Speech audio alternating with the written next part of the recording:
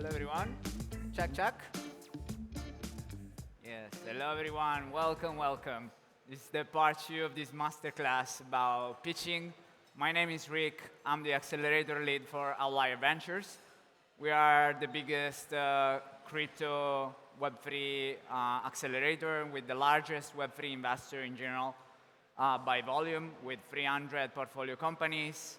We work at the capacity of adding 80 to 100 companies every year, and we keep a selection rate of about 3%, which means that we receive and process north of 2,000 pitches every year. So we learn a trick or two along the way, and today I want to share with you some of the insights.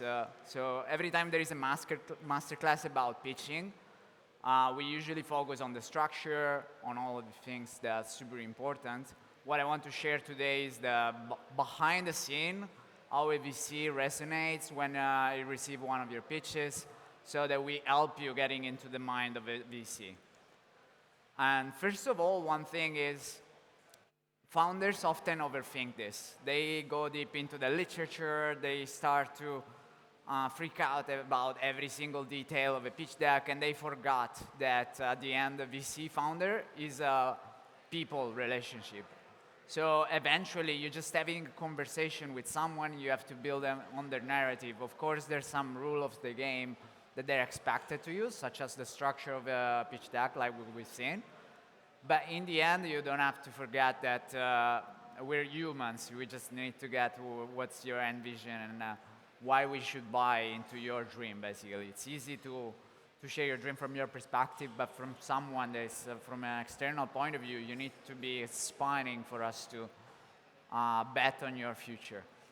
And one thing I want to point out is not just a general human relationship. With this presentation, I will explain why VC founder is very similar to a romantic relationship and what can we learn from dating that will apply to fundraising. So I know some of you will think, oh great, there was only one thing that stresses me out more than fundraising and was dating, so I'm screwed. Don't worry, you're gonna walk out from this presentation with a boyfriend, girlfriend, and with a big check for your company. So why am I saying that fundraising is like dating? What can we learn?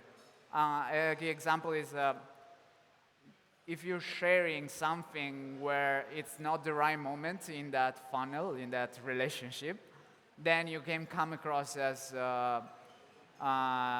you're not always on point. So for example, if you speak about marrying someone at the first date, you come across as too intense. But then if you're too superficial when the relationship's starting to go deeper and the people expect you to go deeper, then you're also mismatching those expectations. And the thing is that fundraising is like dating because you need to capture those signals from the investor. You need to be a bit in the game. That's the reason why if you're a serial entrepreneur, you know kind of the rule of the game. You build those muscle and you're not trying to guess. You understand those signals. Then it's much easier for you to do the second time rather than the first. So the first thing about this analogy is that just like in dating, your partner, imagine, is getting a first impression of you. Is going to use some of the elements that they could see as a proxy of the things that you cannot see. So for example, you're holding the door for your partner. Maybe it's a proxy that you're going to be a careful partner in the future. If you're, for example, really caring and very good with words, then you're probably going to be emotionally attached to this person. And the same is when we review a pitch deck. We have just few elements, very little time to make an assessment about your company. So we really go into these 4 key elements that we can assess and use it as a proxy for what are the key fundamentals that we stress in a company. So let's play a quick game. Would you like to guess out of delivery, content, design, and structure, if you have to rank them up from a VC perspective, which one do you think is the most important? Which one would you bet? Delivery? First one for me is structure, but I'll tell you why. And that's why most of the time when we discuss about pitch deck fundraising, we focus a lot of our time on how to structure a pitch deck. But the reason why is because we use structure as a proxy for execution. So just like you have many companies, sometimes that's the typical bias is that people think that if you have competition, it's a game of explaining you're in the blue ocean, there's no one doing the things that you do, and that's really less relevant for a VC. Sometimes even signal that there is a market for it. So sometimes you hear the same idea from different perspectives, but execution is key. So when you're showing a structure in your pitch deck or when you're communication, you're pulling out the right answer, you think through each of these elements, what it's telling us is that you're going to have execution going forward. Because if you're answering go-to-market with a clear go-to-market strategy about how you're going to bring this product to market instead of wishful thinking of, maybe you build it and they will come. Maybe we'll get a CMO in the future that will bring us the community. And that's something that we don't want to see as a VC. So that's why for us, structure is a key element. The second part is think about the songs that resonates the most with you. They all follow the same structure because the human behavior is to seek for patterns that they recognize. So when you change structure, you disrupt it, people don't find these elements, then you actually create extra friction to the understanding of your company. So if you ever want to be creative, structure of the pitch deck is not the place to do it. You can be creative with design, in the delivery, you can stand up. But in terms of structure, I wouldn't recommend to freestyle. So it's like as if you were going in a karaoke, just sing the song unless you're Celine Dion and you want to interpret it. Just sing the VC song. That's what we used to. Sometimes for us, it's really quick if we want to access any section of the pitch deck, we want to find it there. So it has to be there somehow. Second is the content. So we have the structure. You show that you're thinking logically. You have all the cause effect of things. So I'm doing this product for this market. It's consistent. But now it gets into what's inside the pitch deck, what's the content. So these are the proxy for your fundamentals. So, okay, I'm buying into the logic effects and the way you structure your ideas, but now I want to see if I buy into your hypothesis.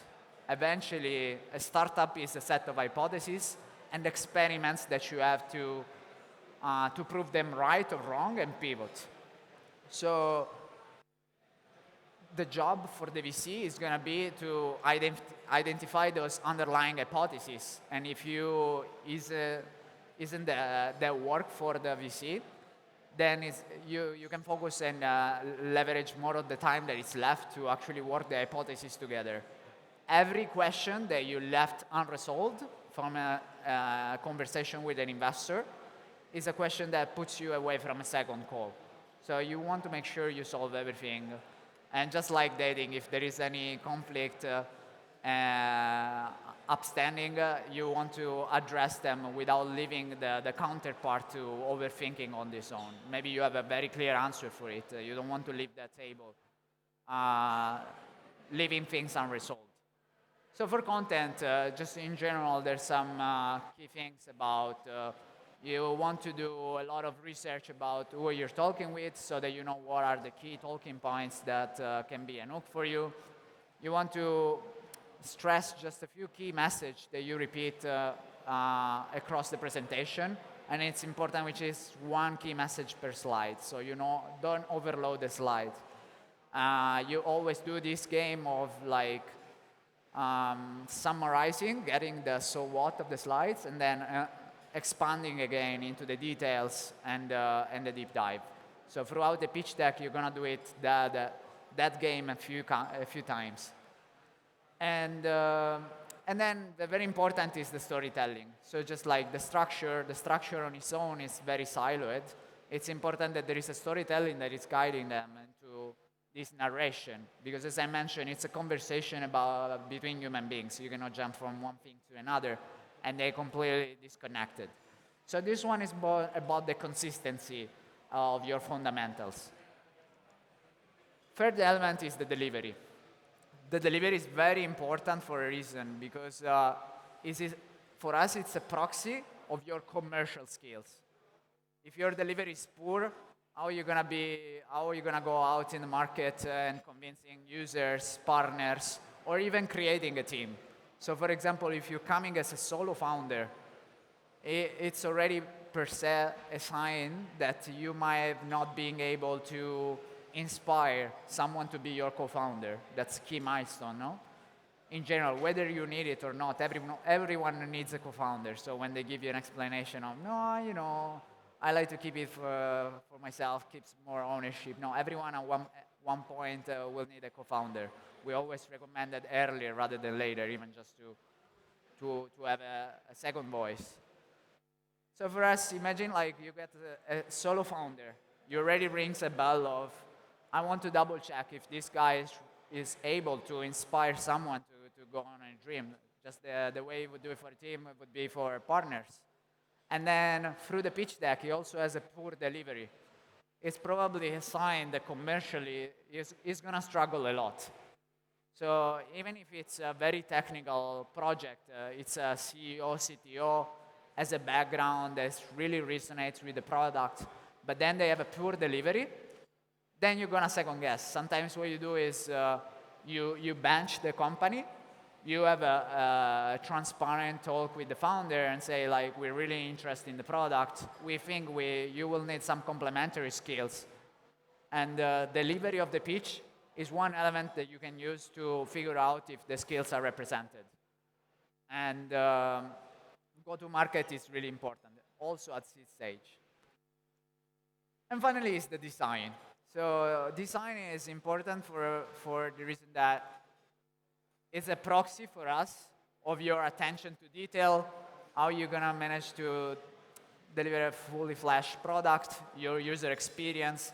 So for example, if you're pitching to me a very consumer application or a mobile application, for example, and I see a very poor design on the pitch deck, my first my attitude would be to go and check here in your app if that is reflected in the UI of your product. That's what I would be expecting. So in general, you want to make sure we're not so fussed about design per se. That's one thing, at least in Outlier Ventures, we tend to go over the pure visuals of things. It's very important that your design is not so ugly that we cannot focus on the content. Sometimes that's also the option. Or that you showcase that you really put zero effort into doing it. You're just throwing into a standard PowerPoint presentation. But at the same time, if you have design and you don't have the previous element, it's almost like a bad sign, like if it signals something that's really fluffy. So think of it as a pyramid of Maslow, where you really need to have the structure, because without the structure, it's really it's almost impossible that we get to understand what you're doing if we don't resonate with the structure. You have to have the content, because the fundamentals are read through the content. You have the delivery, because it's a proxy for your team commercial skills. And you have to have the design as the last point, because it's a signal that you're probably more mature, because if you work out the details of things, you probably also have solid fundamentals. And in general, what we do is, and which gets back to an analogy of dating, there is a lot of A/B testing. So for me, now it's going to be important, since the funnel, you probably, before landing an investment, you're going to have 4 or 5 interactions. So in the next section, I'm going to explain what do you have to share and how to address all of these different touch points. But what I see in startups is that sometimes they fail at the very top of the funnel. And as every funnel, the very top is the important part, because you can nail everything else, but you never get to that chance if you fail the first approach.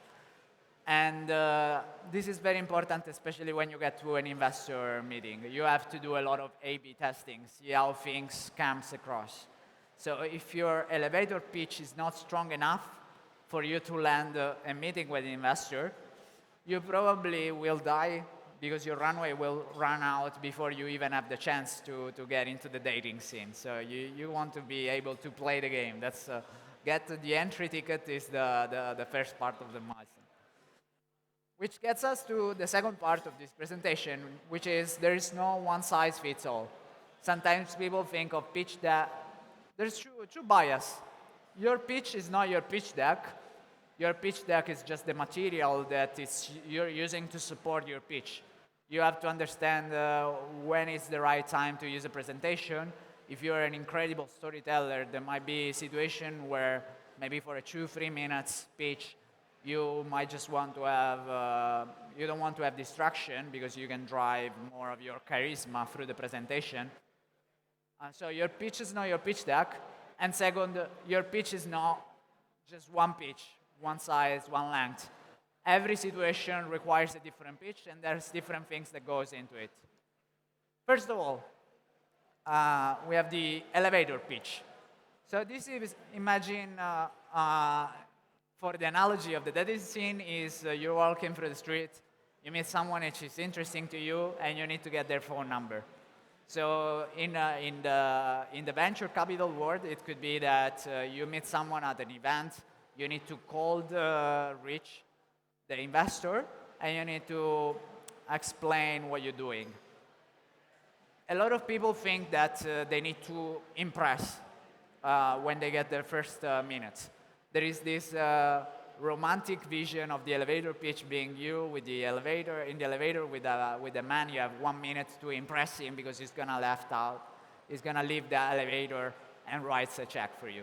This is a romantic vision. That's not what happens. Usually, if someone approaches me at the conference, the first thing you want to do is to show fit. So the first thing I'm gonna do is to filter out. Imagine like if I had the database and I need to put you into a box so that I can dispatch to the relevant person within the organization. Maybe you did your research and you find out that we're investing into artificial intelligence or real-world assets. But you haven't figured out, for example, within Outlier Ventures, I'm the reference point for DPM projects.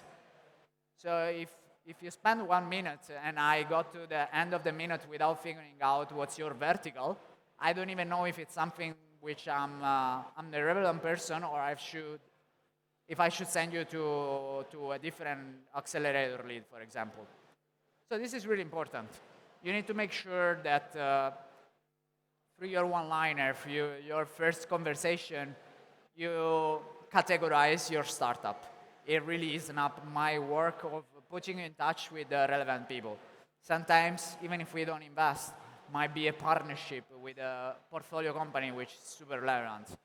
Sometimes you're infrastructure provider, and it kind of recall me when a startup needed this kind of solutions.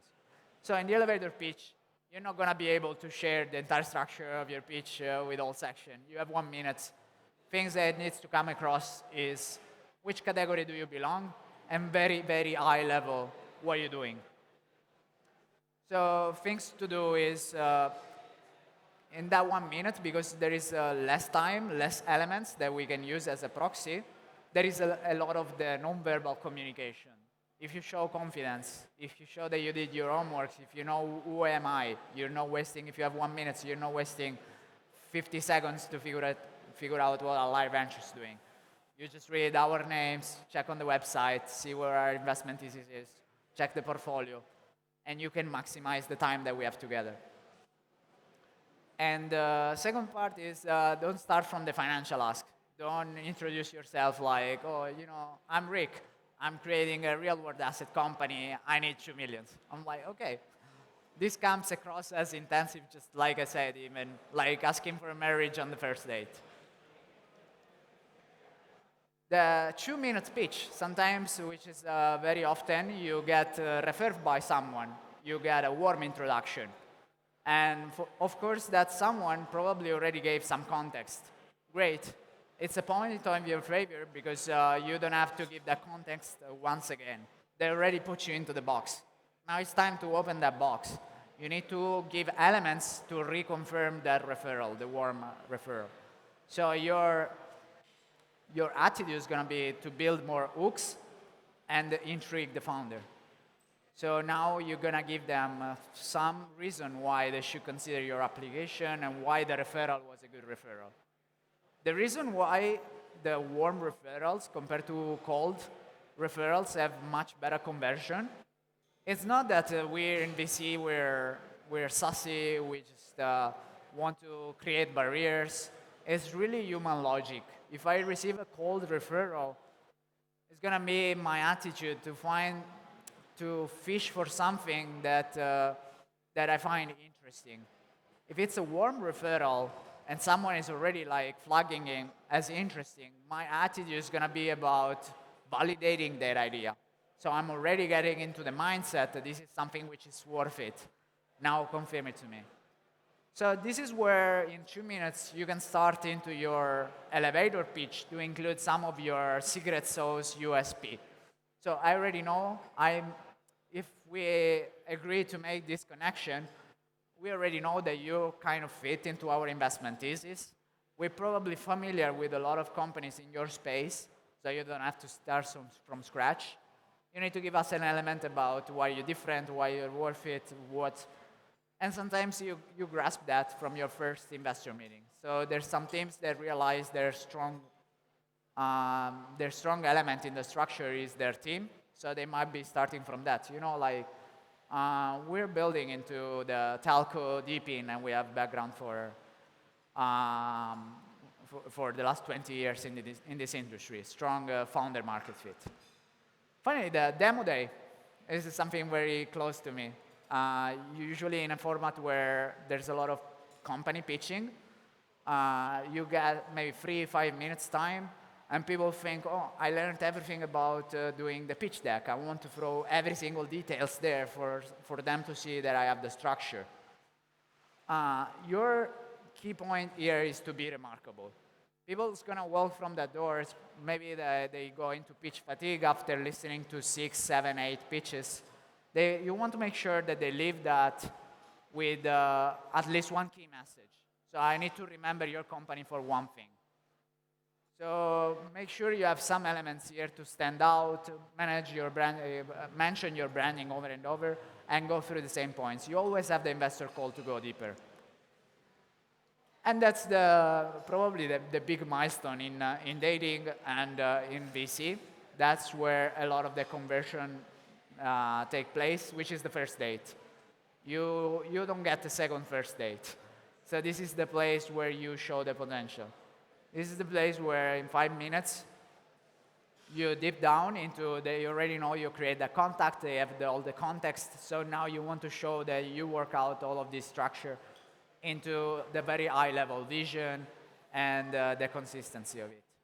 So what you can do here, fishing for questions that give you a favor, and really you need to govern the Q&A.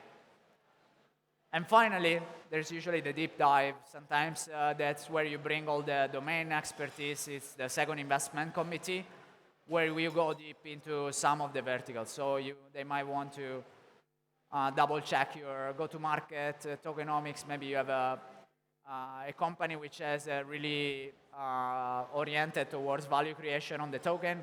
You might have a deep dive just on the token. So here is about closing the deal, showing all that you manage all these different aspects of your company. And that's it on our side. I'll call back Sarah on stage, and we'll leave some space for the Q&A.